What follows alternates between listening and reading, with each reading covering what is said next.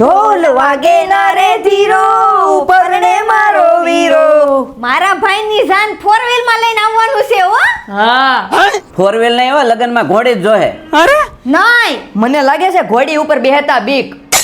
તું તો હવે આબરૂ કાઢે. એમ થોડી આબરૂ જઈકાય. ભાઈ તું એક કામ કર, કૃષ્ણ અશ્વત્થામાં ઘોડી કેવી છે ને જોતો આઈ જા. मेरे को जाना पड़ेगा.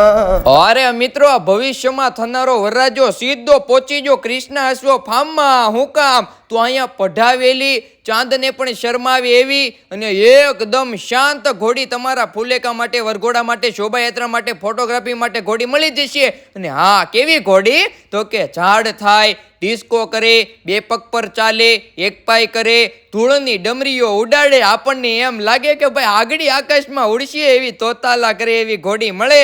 અને તમે 2026 નું બુકિંગ 2025 ના ડિસેમ્બર મહિના સુધીમાં કરાવો. રીલ આગળ શેર કરો તો આકર્ષક ડિસ્કાઉન્ટ પણ મળશે. તો ફટાફટ કોન્ટેક્ટ કરી લેજો કૃષ્ણ અશ્વ ફાર્મ નો.